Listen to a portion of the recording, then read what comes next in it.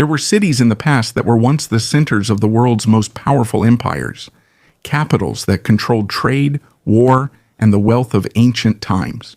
But as the centuries passed, many of them completely disappeared from the map and were forgotten by history.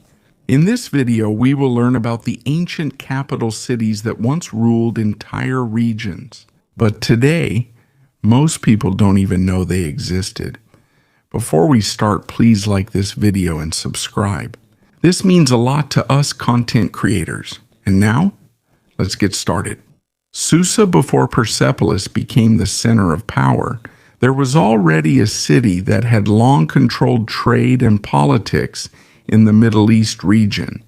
That city was Susa. It is located in the present-day southwestern part of Iran, near the former routes that connected Mesopotamia and the Iranian plateau. Because of its location, it naturally became a meeting point for different cultures, languages, and empires for thousands of years. According to archaeologists, Susa is one of the oldest continuously inhabited cities in the world.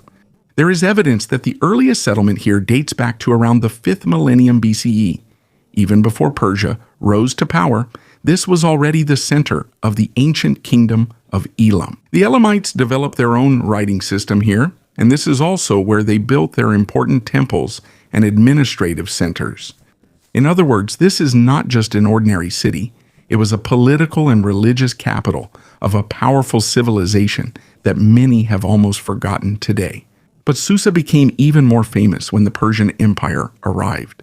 As trade routes changed and the center of power shifted to other cities, Susa's influence gradually weakened. When the Seleucid Empire rose to power after the conquest by Alexander the Great, the once powerful city was further sidelined. Over time, it was buried by earth and history. But in the late 19th century until the early 20th century, interest in Susa was revived after French archaeologists conducted major excavations. They discovered thousands of artifacts, from clay tablets to large parts of the palace. Today, Susa is recognized as an important UNESCO World Heritage Site. But despite this, it is still often overshadowed by more famous names like Babylon or Persepolis. Because for a very long time, Susa was one of the places where the cultures of Mesopotamia, Persia, and Elam converged.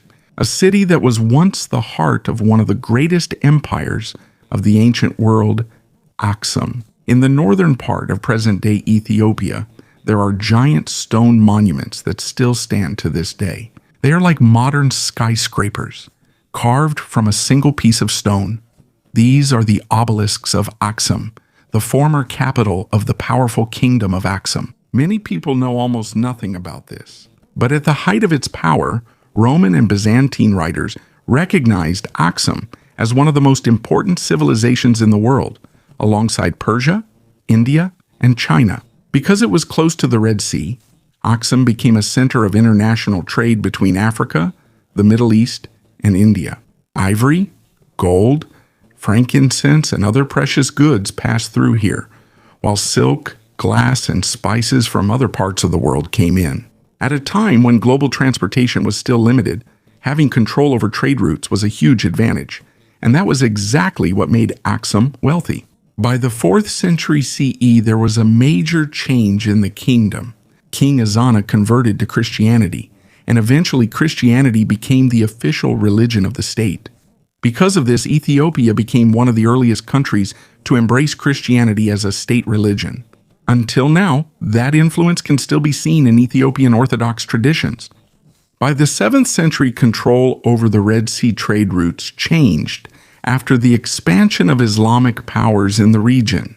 The kingdom's economy was gradually affected, and its influence in international trade diminished. As income and connections to other parts of the world disappeared, the center of power began to shift to other places. Eventually, Aksum was left as a quiet city full of ruins and monuments. But even though the kingdom weakened, its contribution to history did not disappear. Hattusa, in the middle of the mountains of present-day Turkey, there are ruins of a city that was once feared by the kings of Egypt and other powers in the Middle East. That city is Hattusa. Today, it is not as well known compared to Rome or Athens, But during the Late Bronze Age, the Hittites were among the world's great powers. They controlled a large part of Anatolia and kept up with Egypt, Assyria, and Babylon when it came to military power and diplomacy. And at the center of all that was Hattusa. Hattusa. The city was surrounded by strong walls that followed the rocky terrain of the area. Enemies couldn't easily get in here. One of the most famous parts of the city was the Lion Gate. It was a monumental entrance with carved lions as symbols of protection and power. There was also the King's Gate, which had a relief carving of a warrior or a god. This shows how important it was for the Hittites to combine politics, religion, and military power. The Hittites were known for adapting gods and beliefs from the different cultures they interacted with. Because of this, their religious system became a mixture of various influences. Inside the city, there were large temples for their main gods, including the storm god Tushpa and the sun goddess Arena. Thousands of clay tablets with cuneiform writing were found here by archaeologists. Because of those tablets, historians better understood how the Hittites governed, how they made laws, and how they negotiated with other kingdoms. In the 13th century BCE, after a long period of tension between the Hittite Empire and Egypt, a peace agreement was made. It was a peace treaty between Hittite king Hattusa III and Egyptian pharaoh Ramesses II. That agreement is well known today because it is considered one of the earliest surviving international peace treaties in history. Copies of it were found in both Egypt and Hattusa, and as a symbol of ancient diplomacy, a replica of it is now displayed at the headquarters of the United Nations in New York. Around 1200 BCE, there was a series of upheavals in the Mediterranean and Near East. Many cities and kingdoms fell due to a combination of invasions, internal conflict, economic collapse, and the weakening of trade networks. Today, Hattusa is a UNESCO World Heritage Site. And even though it is not as famous as other ancient capitals, this city is important because it shows that even in the very early parts of history, there were already complex governments, international diplomacy, and large cities that could compete with the most powerful empires of their time. Tushpa. In the eastern part of Turkey, next to the huge lake called Lake Van, there stands an ancient stone fortress on top of a steep hill. At first glance, it just looks like an ordinary ruin, but more than 2,000 years ago, this was the center of one of the most powerful kingdoms in the region. This is Tushpa, the former capital of the kingdom of Urartu. While Assyria was busy expanding its influence in Mesopotamia, another kingdom was quietly growing stronger in the mountainous region of Anatolia, and that was Urartu. Although it may not be as famous as Babylon or Persia today, it was a serious rival of the Assyrian Empire around the 6th century BCE, and the heart of that kingdom was Tushpa. Inside the city there were palaces, storage complexes, and temples built for their gods.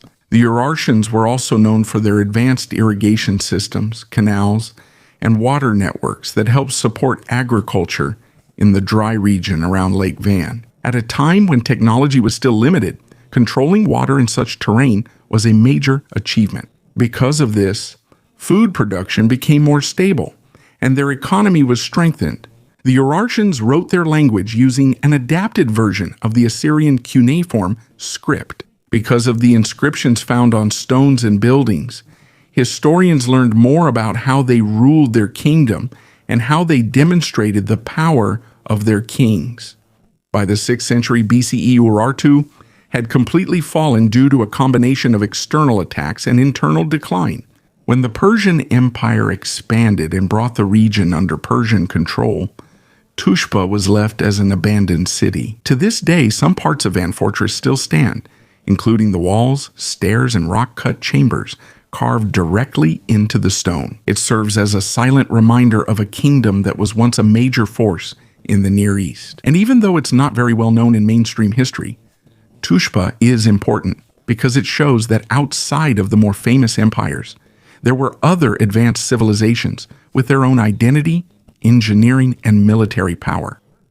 Meroe is located on the eastern bank of the Nile River and served as the capital of the kingdom of Kush from around the 4th century BCE to the 4th century CE. At first, the center of power of Kush was in Napata, but later they moved the capital to Meroe.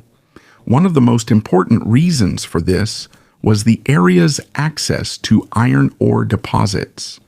Meroe became a major center for iron production.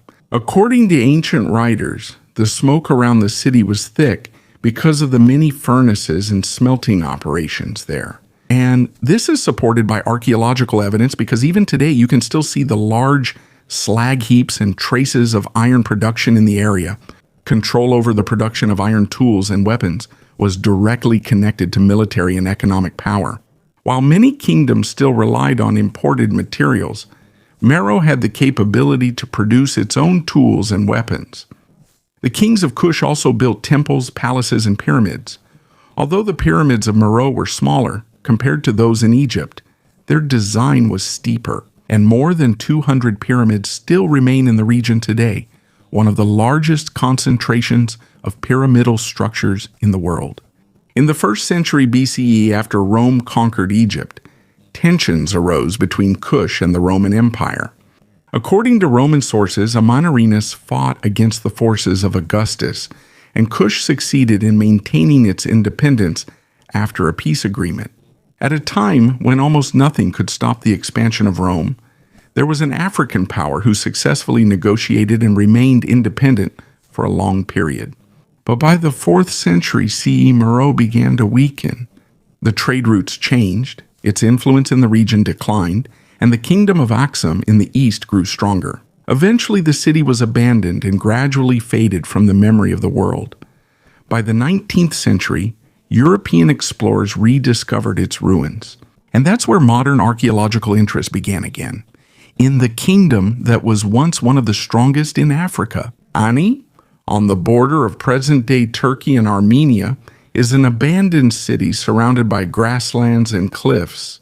At first glance, it's just a quiet collection of ruins, but during the Middle Ages, it was one of the richest and most beautiful cities in the region. This is Ani, the former capital of the Bagratid Armenian kingdom. In the 10th and 11th centuries, Ani was at the height of its power. Because it was located between trade routes connecting the Byzantine Empire, Persia, and the Arab world, the city quickly became wealthy. There are historians who believe that its population reached over 100,000 during its peak years. That was a huge number for a medieval city. And because of the many churches and monasteries there, Ani became known as the city of 1,001 churches. But it's not just the number that makes the city special. One of the most famous buildings here is the Cathedral of Ani, which was designed by the Armenian architect Tardad. He is also known for helping restore the Hagia Sophia after it was damaged by an earthquake during the Byzantine period. You can notice in the buildings of Ani the unique Armenian style, tall domes, detailed stone carvings, and designs that are said to have influenced some aspects of later medieval architecture. In the 13th century, the Mongol invasions came, which weakened the city's trade routes and defenses. At the same time, a series of earthquakes struck the region. Gradually, the churches, walls, and infrastructure of Ani were destroyed. As trade shifted and regions changed, the city lost its former vibrancy until it was almost completely abandoned by the 17th century. The once bustling capital became a ghost city. By the 19th century, Ani was once again noticed by European travelers and archaeologists. Pictures of its abandoned churches and massive ruins spread, and the world's interest in the medieval Armenian civilization was revived. Today, Ani is a UNESCO World Heritage Site, and even though it's not as famous as Constantinople or Jerusalem, this city is important because it shows how advanced and rich the Armenian culture was during the Middle Ages, a civilization that often doesn't get enough attention in mainstream history. Takshashila. It is located in present-day Pakistan, and for many centuries it became a center of politics, trade, education, and culture in ancient South Asia. Many empires have passed through and controlled Takshashila. It came under the Persian Empire. Alexander the Great passed through it, became part of the Mauryan Empire, and was truly first influenced by the Indo-Greeks and the Kushan Empire. Because of this, the city became a unique blend of Persian, Greek, Indian, and Central Asian influences. According to ancient Greek historians, Takshashila peacefully welcomed Alexander during the BCE era. This shows that the city was already used to changes in rulers and international connections. Under Chandragupta Maurya, and especially Ashoka, the city became an important administrative and Buddhist center. Ashoka himself served as governor of Takshashila before becoming emperor. As Buddhism spread across Asia, Takshashila became one of the most important centers of Buddhist learning and culture.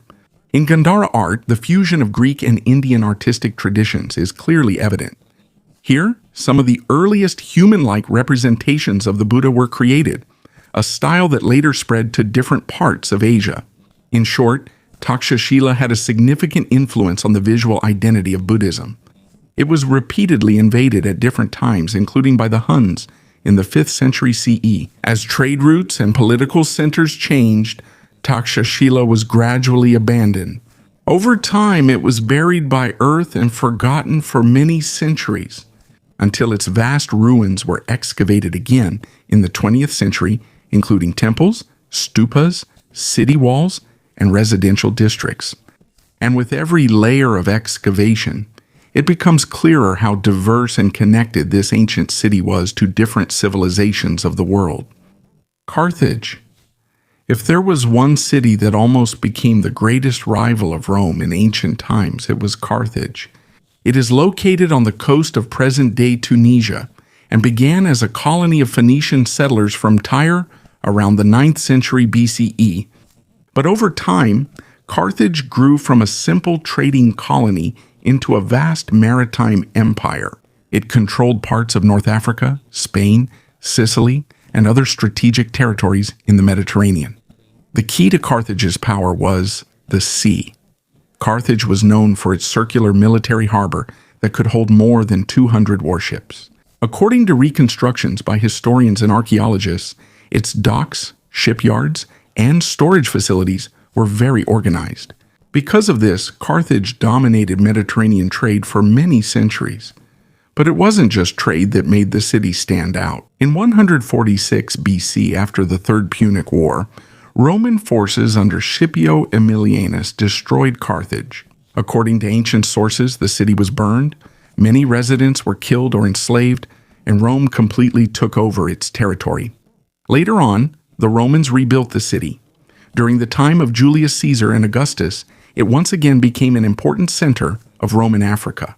And even though Carthage is often remembered only as Rome's enemy, its role was much greater than that. Historically, for many centuries, it was a center of trade, naval innovation, and Mediterranean culture that helped shape the ancient world.